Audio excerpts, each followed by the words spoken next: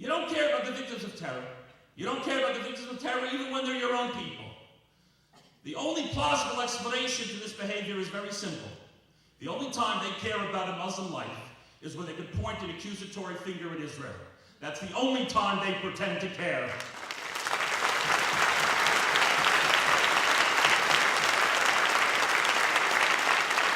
And one more piece of advice. We keep hearing protestations about how anti-Zionism and anti-Semitism are completely different phenomena, and no one should ever confuse them. So let me ask you one question. Why are they yelling Itbach al Yehud downtown? Why are they yelling slaughter the Jews? They have revealed for all to see who they are. We know what they mean when they say those words. Enough of us know Arabic, and enough of us have heard those words before. It's not about Israel. It's not about any policy of the state of Israel. It's about the Jewish people, whose very existence is a provocation to Hamas and to its defenders. And I'll tell you something else to our naive political adversaries on the left who have made common cause too often with these elements. We don't expect you to always defend the state of Israel. But we always expect you, and we have a right to demand of you, that you always defend your own principles. Principles of democracy, human rights, and women's rights. And to make common cause with those who stand unalterably opposed to all of those ideals that you claim to cherish and fight for, of decency and respect for life. And then to stand against those who are the only bastion of those liberties and those principles in the Middle East is a bizarre betrayal of your own principles.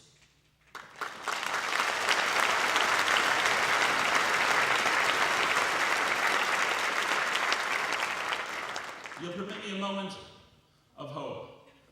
We have stood here too often together. We really have, and it's a heartbreak. We were here during Lebanon, we were here during the Intifada War, the ones here during the Gulf War, the second Lebanon. We've been here too much. And we've gathered and we've repeated some of the same ideas over and over again. But I have to tell you, maybe there's some hope. Maybe there's a crack in the isolation of Israel, because more of our friends are standing up.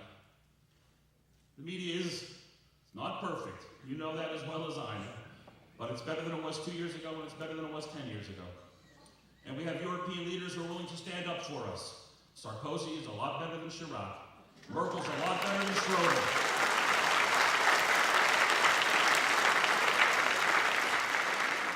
And the countries of what's called the New Europe have been wonderful. Poland, the Czech Republic, and Hungary. The United States passed a unanimous resolution. I'm embarrassed to tell you the resolution will not have passed by that same margin in the Knesset. An extraordinary motion in defense of the state of Israel at this moment of crisis. So maybe the isolation is beginning to crack. But one thing we've gathered here to say to ourselves and to the world is that the clock won't be turned back. The period of Jewish helplessness and homelessness will never return to that. The march of Jewish freedom and Jewish liberty can never be stopped. That's a march that will go on for all time. There are those who speak eloquently about the rights of Palestinians, the rights of others. We're here to remind the world of one simple truth. Israel has rights too. Its citizens have rights. They have the right to live in peace and security. They have the right to go to school without being bombed. They have the right to sleep in their bed in peace. They have the right to go about their lives without being threatened. Israel, the Jewish people, we also have rights.